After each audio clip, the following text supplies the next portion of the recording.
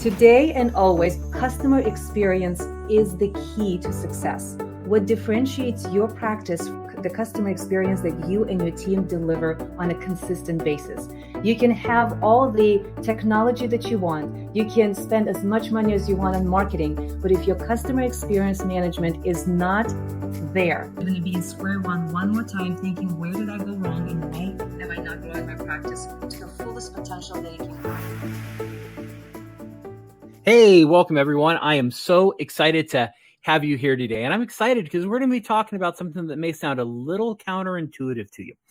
By the time we finish today, you're going to know how slowing down, that's right, you heard me correctly, how slowing down can actually help you speed up. And it can really help you build an even more successful practice. You're going to have a new understanding of why being a leader in your practice matters. And you're going to have some tools, not just for yourself, but also for your team, so you can make them better leaders as too. But most importantly of all, you're going to feel excited to go back to your office and do the dentistry that you love doing. And when it comes to doing dentistry that you love doing, I don't know of anyone better than Ella Molakandava. And Ella is the founder of Converge Dental, and she's going to be sharing with you how you can get back in your office, inspire your team, be an even better leader, and really do more of the dentistry that you love. Ella, welcome to the show. Thank you so much. What an introduction. I'm excited to be here with you. Oh, me too. And what an important topic for us to talk about today, because I know as I talk to a lot of doctors, they're kind of burnt out. A lot of them are tired. There's plenty of them that are excited too, but there are some who are just thinking, man, I want to get back to doing more of the dentistry I love doing. And so give me a little bit about your background and your journey into dentistry. So I am a dental hygienist, and I've been in hygiene or in dentistry for 20 some years. And I love the profession. I love science. I love helping people. And what a way to put those two things together. But as I've been in the hygiene world and helping doctors thrive and build their practices together, this is where we've noticed that there's a lot of disconnect and a lot of things in the practice that's happening that causes the burden on the doctor and burnt out of team members and the doctor. And so this is where Converge Dental was born. We want to simplify and streamline the practice operations so the doctors are no longer burdened with how to manage and lead the team, how to create a thriving practice, and they can focus on creating that thriving practice by doing the dentistry they love. Now, you mentioned kind of the systems and the processes and helping doctors with that. What are, right, aside from those systems, are there other key strategies for really growing a dental practice organically? Definitely. Particular today in this world, customer experience is the key to success. What differentiates your practice from next door or any other practices is the customer experience that you and your team deliver on a consistent basis. You can have all the technology that you want. You can spend as much money as you want on marketing, but if your customer experience management is not there and the team does not know how to successfully interact with your patients, all of that goes out the window, and then you're going to be in square one more time thinking, where did I go wrong and why am I not growing my practice to the fullest potential that it can grow? Wow. So customer experience, where does that patient experience start nowadays?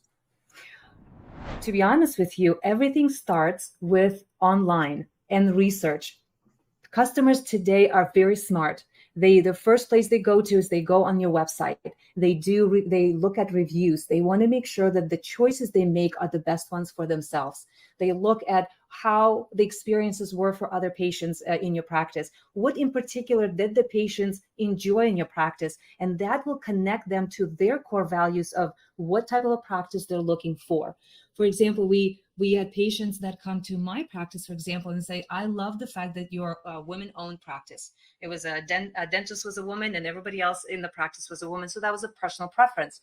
Other times the patients would come in and say, I love the reviews I read, and that's why I'm here, because customers always said that the experience here is the best that they have received anywhere that they've been in any practice they've been before.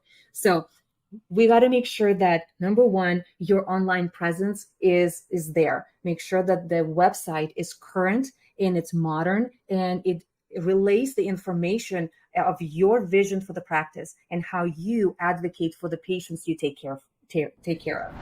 Okay. Well, now, and as you talk about that, right, something struck me, right? You can have a great looking website. It can be modern. It can be friendly. You can work with all the best marketing companies out there, right? Like you can have all that stuff really dialed in. But if you don't have the reviews and you don't have the patient testimonials, those you can't necessarily just pull out of thin air. Those are legitimate patient experiences. And so how do you build a practice where you do have those raving fans and the patients who want to leave reviews and share their experience? How do you build that into a practice? So, as I mentioned before, customer experience is everything. It is very important to make sure that as a team, everybody understands what a patient life cycle is.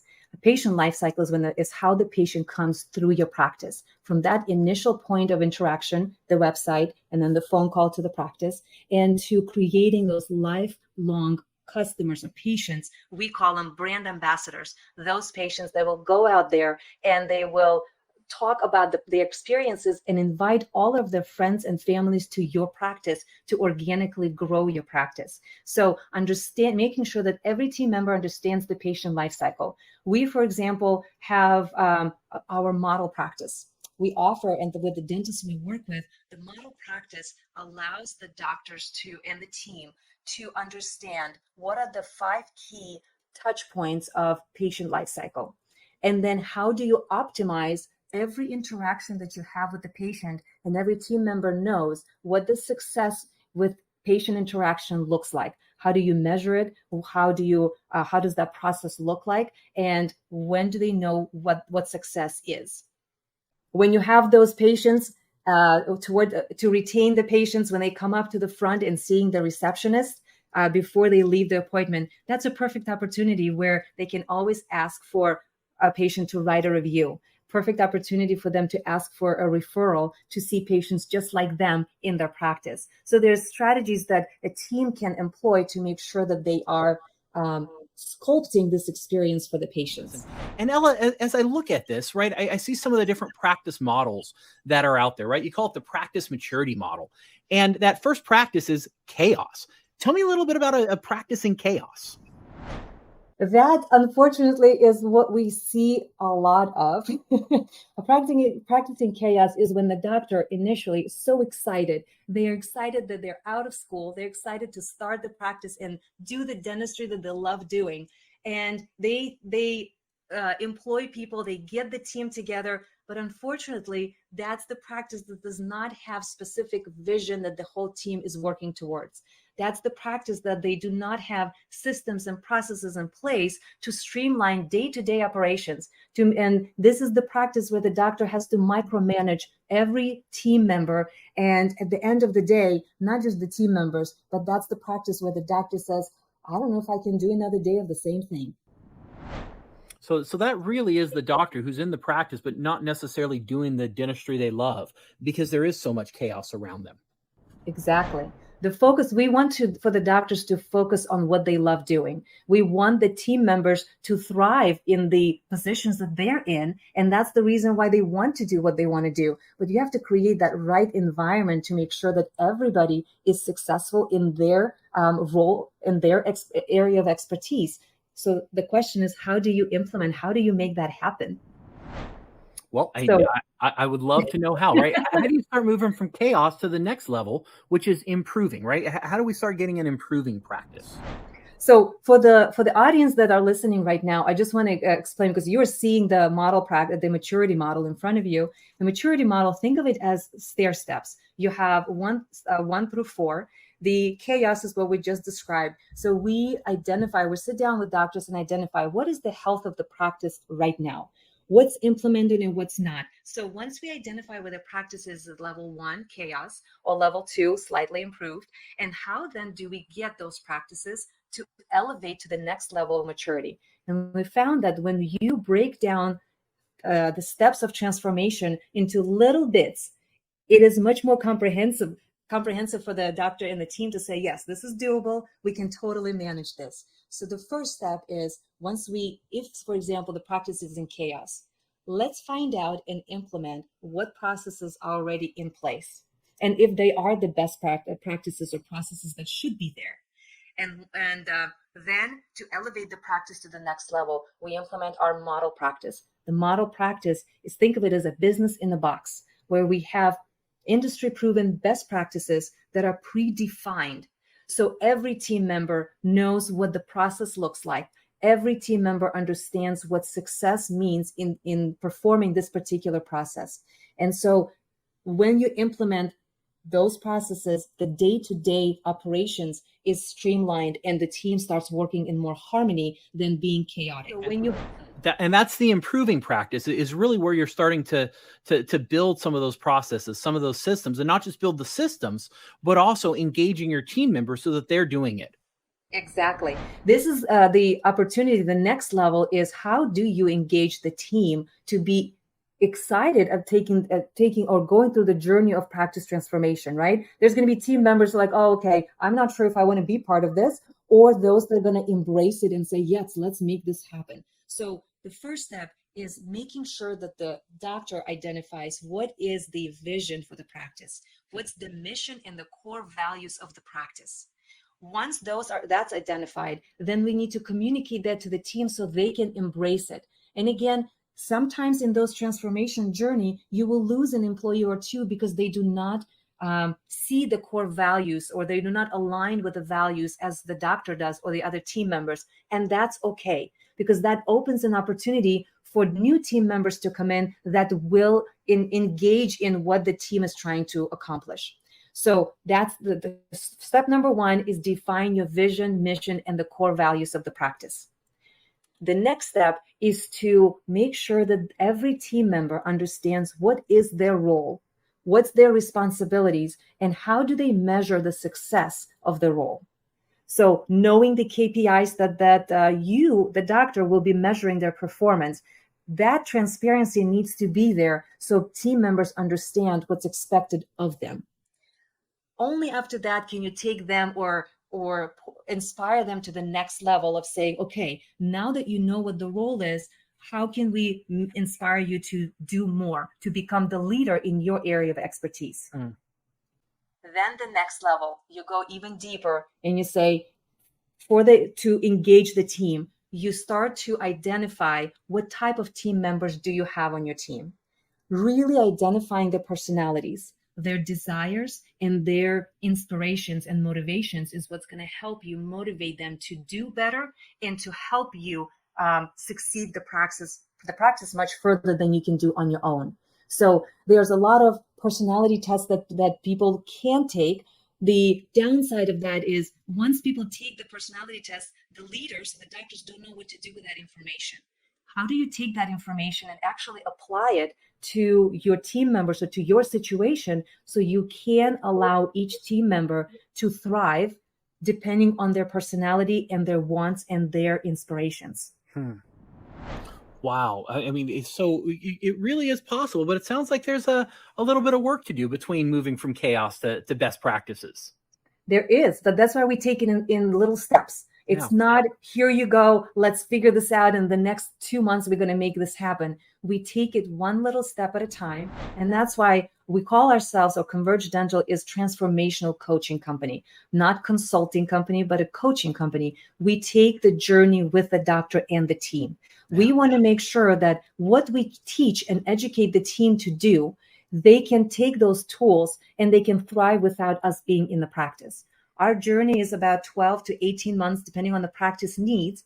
And after that, we want to check in just because we created that relationship with them in a year, 2 or 3, and say, how's it going? How are you doing? What can we help you with more at this point to elevate you to level 4 of that maturity model? Or are you content with where you are?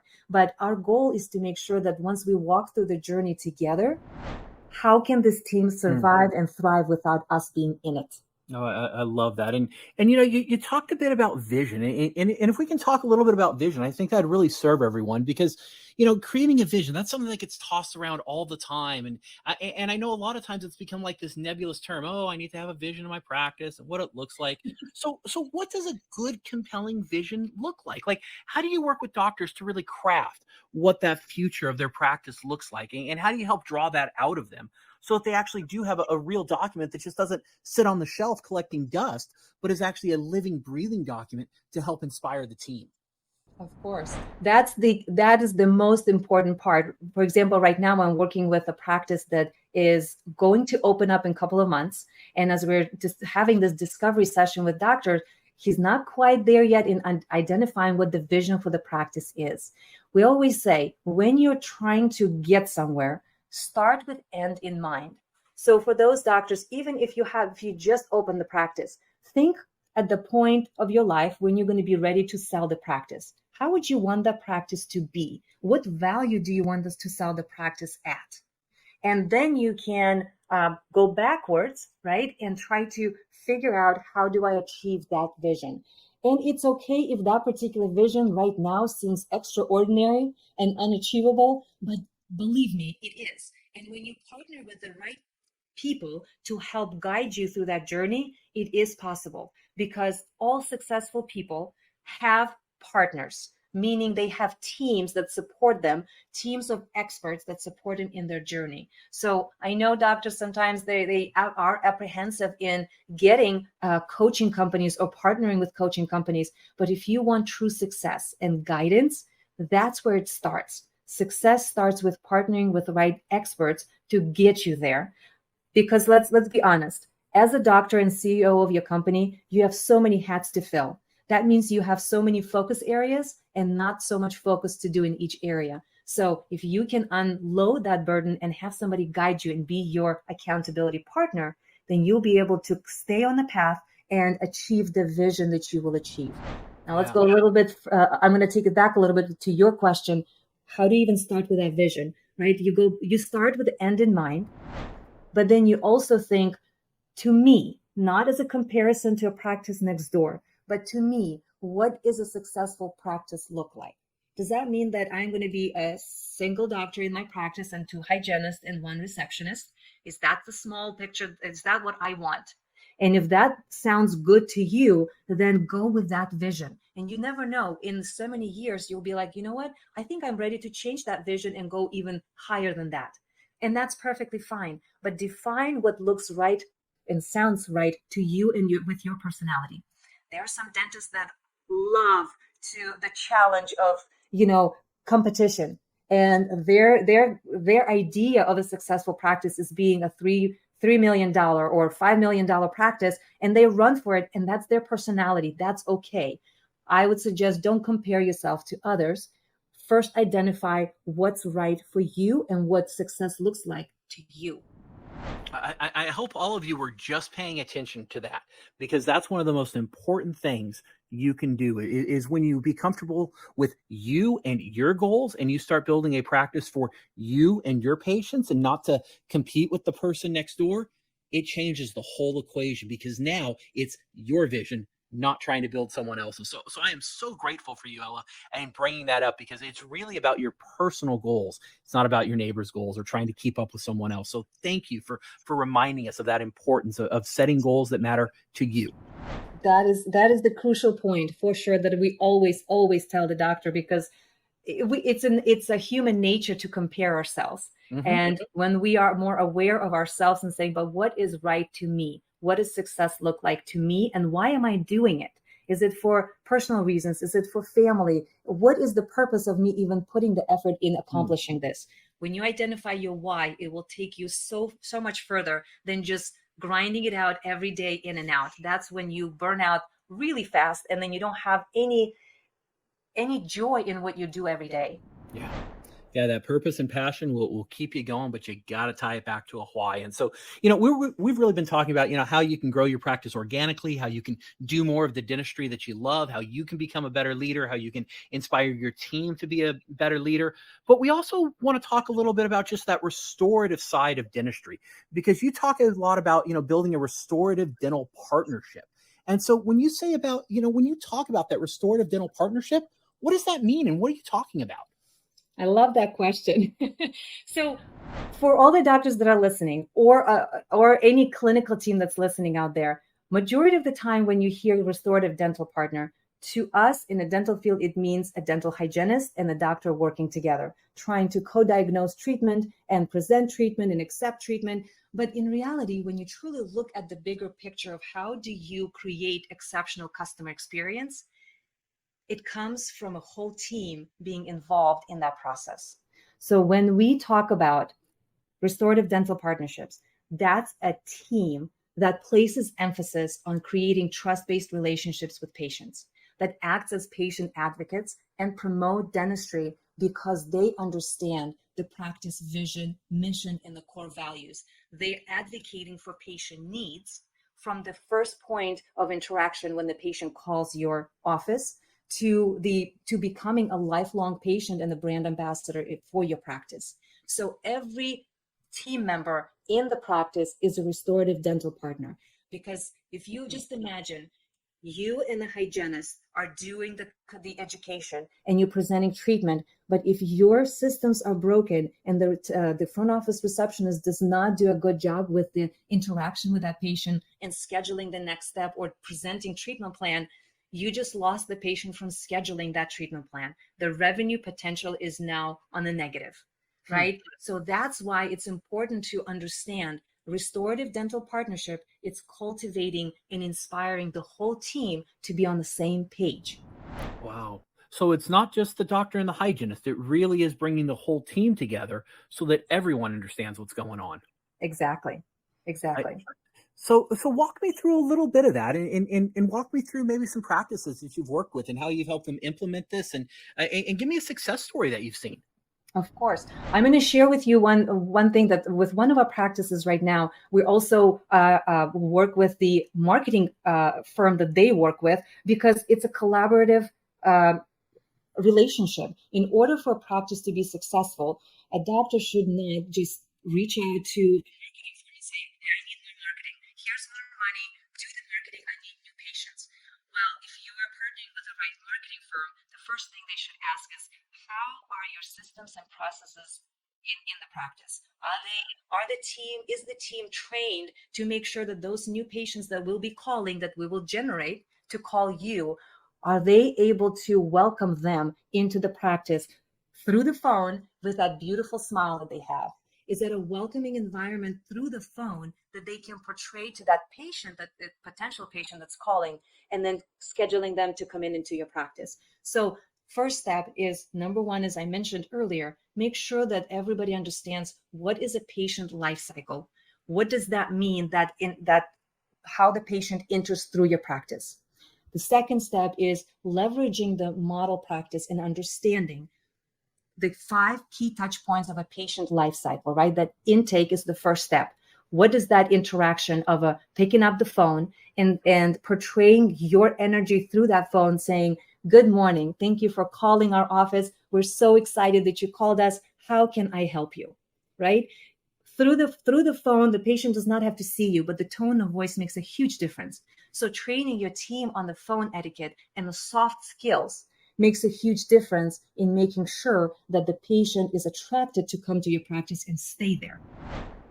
Right? So really, I mean, and these are simple things that you can do. I mean, it can be as simple as, not answering the phone from dental office to, "Hey, welcome to, our dental practice. We're looking forward to serving you today." Or, if you're talking to an existing patient, it can be as simple as, "The doctor is really looking forward to seeing you on your next visit," right? Just simple things like that go a long way, don't they? yeah, they sure do. I always personally say, make sure when you pick up the phone, always say your name, introduce yourself. Introducing yourself creates a quick connection with the patient, right? They are able to respond back and say, "Hi, Ella. So nice. Like, I'm calling to schedule my hygiene appointment." But imagine if you call a dental office and I answer saying, "Dental office, how can I help you?"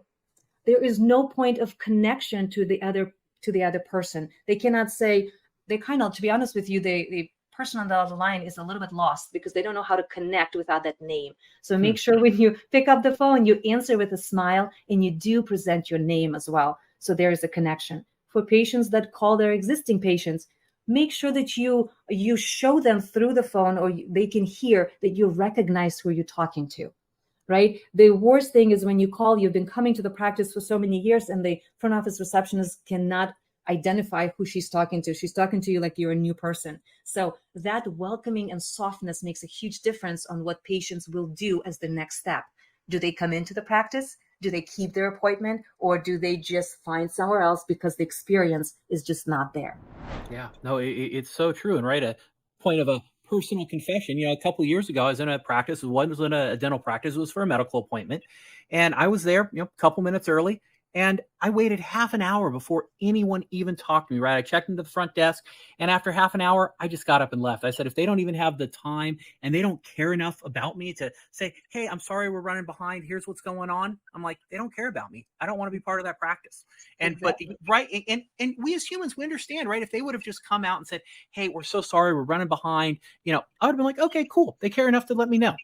And so simple things matter, and you lose business if you're not caring for the people in your waiting room and people on the phone. So such an important point to bring out. To take it back to the bigger picture of a patient life cycle, right? If you have an A team member that does a wonderful job over the phone, and the receptionist, for example, let's take a receptionist, she does an amazing job. She invites the patients into the practice. They are excited to come in to see the receptionist and also to get their dental work done, right? As much of fear and anxiety that patients have coming into the dental practice, that trust-based relationship is what lowers those anxiety points for the patients. So that as the patient transitions from the front and comes back to the clinical side, right, the either hygienist or the dental assistant brought the patient into their operatory, if that particular team member does not have their A game on and does not know what the etiquette, doesn't have the etiquette or the soft skills to communicate with the patients, then that whole experience that you're trying to create as a team is broken. There's going to be pieces where the patient says, I like this, but I really didn't like that, right? So making sure that as a team, everybody understands what are the 5 key touch points of a patient life cycle, and then how do you optimize those areas of interaction. That's what's going to help patients be your brand ambassadors for your practice. Brand ambassadors are the patients that rave about their experience. No matter where they live, out the state or in state, they will tell their family, their friends, and they will fly in just for their hygiene appointment because of the experience they have. And here's another point, if I may. Those are the patients that will pay out of pocket much more than what insurance will pay or insurance will not cover, right? So I would not worry if you're trying to create a successful practice. I would not emphasize the importance of insurance and focusing on what insurance can contribute towards the care for the patient, but focus on educating the patients, help them make educated decisions, and because of that, they will value that you are their advocate, and they will pay out of pocket with no questions asked. Yeah, I'm going to go out on a limb here, but right, you talked a lot about writing a vision that's reflective of the practice, and I'm going to bet you haven't had a single doctor say, my vision is really to be an insurance-driven practice and to have patients come in who always ask me about the price, and they always want to pay less, and they always say I'm too expensive, and then they never want to get any work done. I'm guessing you haven't had any doctor like say that's the vision of their practice yet. Am I correct on that one? You're 100% correct. There's some truth to what you're saying. Yes, a lot of doctors don't want that vision, but what they fall back to is, but I can't be successful because there's so much insurance that I have, that I am contracted with. Or patients are not going to come in and see me because if I don't take their insurance, they're not going to come to my office. So it comes down to your belief. So ultimately, when you create that vision, it will help you put aside the belief that will not let you go forward. And insurance is one of those things that a lot of doctors think that they have to do it. They really don't. If they want to grow a practice a certain way and attract certain clients into the practice, it's possible. It's very much possible, and we've seen it by many doctors that do it.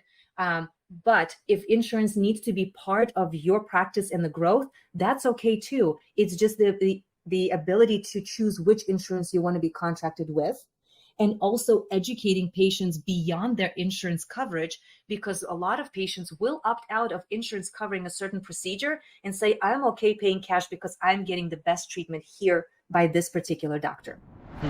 Wow, well said. And I love that you touched on limiting beliefs, because that's what holds us back. Because a lot of times, you might not believe something's actually possible in your practice. And so, once again, that's the role of a great coach, a great consultant. I've been part of mastermind groups for years, and I couldn't imagine my life without those coaches helping me and guiding me and helping challenge my limiting beliefs, because we all have them. But the problem is, so often we're not aware of them until you push back against the world, and you need someone to help push back against those things and help you see them. Because if we knew we had them, we'd probably push through them.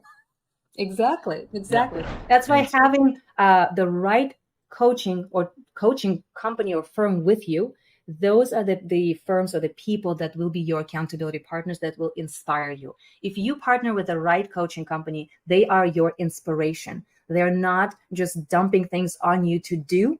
They inspire you, and you are eager to accomplish it. So there's a difference. So when you are considering getting guidance and having that expert next to you through this journey of transformation, really go through the process and identify what is their methodology. How do they help the practices? How do they approach the team and the doctor and the education aspect? Those are important things to think about before you engage with any coaching company to say, yes, I need it. Let's make it happen. That's sometimes why you have doctors say, I did that one time and it didn't go well. Well, because the research wasn't done beforehand and the philosophies did not align.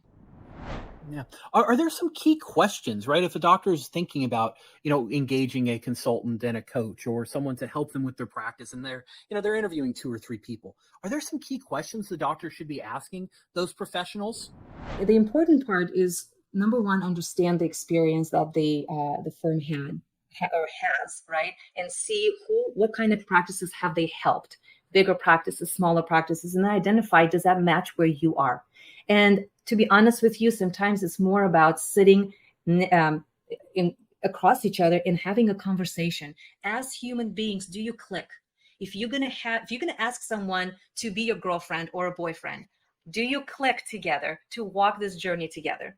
Right? Ultimately, any partners that you come together with, may it be a marketing agency or an accountant or any other expert, you have to click as personalities. So make sure you connect in that particular level as well before you go even further and saying, okay, how do you approach advancement or maturing of my practice? What do you need to know in order to establish the health of my practice now? And how do we go from to getting to my vision that I want to achieve in so many years? So ask those questions so they can answer what is their roadmap.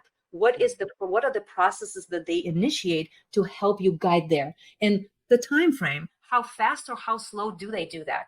Do they customize certain things for the practice itself, or is it cookie cut approach and say, here, this worked for this practice is going to work for you too? And that's a wrong approach to take, because every practice is unique and every doctor is unique. And that's why we say, have a vision and understand why you're doing it. Mm-hmm. Wow, powerful stuff. Very, very powerful. So we've been having such an amazing conversation talking about restorative partnership, talking about inspiring your team to be better leaders. We've talked about the patient experience, right? From the moment they look you up online to the moment they're calling the front desk to make an appointment to showing up in your office, right? We've talked about so many things here and all the different ways. We've talked about the model practice, which I think is just a great framework for you to assess where you are. And I would encourage you, I've put that down below. If you want a copy, grab a copy. If nothing more, it'll give you a place to look at and say, hey, is my practice in chaos or where am I? And so I'd encourage you to grab that. And Ella, before we sign off here, any closing thoughts or kind of, last minute things that you'd want to share with doctors who are listening and watching today? I have a topic that I would like to share to the doctors, but it's going to be probably another episode. But one of the tips is, as you said in the beginning, it's super important to make sure that you doctors slow down. Once you slow down and you implement and you create a strong foundation, you will speed up much faster than you can do on your own, because at that time, you're going to have the whole team running with you. So slow down to speed up. We have a lot of dentists that say, but I don't have the time to do it. Our schedule is too busy to even to have meetings to train my team. That's a chaos. Even though you are producing, you are leaving so much money on the table. because there's no particular systems or processes that can optimize your schedule, the team performance, and the team's skill and confidence. So really look at the practice, evaluate your whole team and how you guys practice at this point. Slow down, create a strong foundation, and then you can fly. What a great closing thought. And once again, I hope you paid attention and you really picked up on that, because I know I heard something important. I really heard you say that if you don't have time, right? If you're saying, man, I'm so busy in my practice, I don't have time to work with my team to implement these things. That may be a clue that your practice is in chaos, huh? Exactly. So there's going to be time when you are going to be producing so much. You're going to have so much profit. But at the end of the day, you're still calm and you're happy to come back the next day to do it. And that's the difference between a successful practice that's not just profitable, but you internally are at peace and you internally are happy to be there and you feel fulfilled, not just for yourself, but for the patients and for the team. Yeah, no, so important. And I talk a lot about that in Dental Wealth Nation, right? 7 steps to decrease taxes, increase impact, and leave a lasting legacy. It really is about thriving, right? What good is it if you make all the money in the world, but you come home exhausted every night and you're not there to spend time with your family, your friends, the people you love? What good is that, right? We want good qualities of life. We want to build that amazing life of significance. And so I love that you are involved in helping doctors transform into that. That's why we have people like yourself, experts in trying to guide everybody in understanding that life is more than the work that we do, right? Work is there for us to live our life. So if you can embrace that and love what you're doing, you're going to be able to love the life that you're creating for yourself as well and others around you. Wow. Well, Ella, I know I'm not a dentist. I'm married to one, but I'm certainly inspired to get out there and keep doing more of the dentistry that I love doing. And the dentistry I love doing is helping dental entrepreneurs build those amazing practices. So thank you for sharing so generously with us. How can we connect with you? How can we find you? You are certainly welcome to go to our website, convergedental.com. And for your listeners today, what we're going to do is I'm going to give away a 30-minute free discovery session. If you are listening to this and on our website, when you click connect, just type in Tim McNeely and you will get your 30-minute free discovery session with us. And this is an opportunity just to answer any questions you might have. Or if you're at a point you're like, I do need somebody and I just want to see if this is the right fit, that's what we're here for. There's no obligation. There's just an opportunity to talk and see how we can guide you so you can be successful. Oh my gosh, thank you. What a generous offer. And once again, I'd encourage you, take advantage of that, right? You can never get enough advice in life. And the more people you talk to, the clearer you're going to get on that vision that's important to you. That's right. I love that. Ella, hey, thank you once again. It's so excited, so much great stuff. And, I always close every episode reminding doctors, if you just listen to this and you don't actually implement it, you just wasted the last 45 minutes of your life. So take just one of these ideas. You got so many of them. Take one of them, go back to your practice, implement it. And if you do that, you're going to build that amazing life of significance, and you're going to do it quicker and with less effort than you ever thought possible. Until next time, we'll see you again here soon on Dental Wealth Nation. Thank you again, Ella. Thank you so much.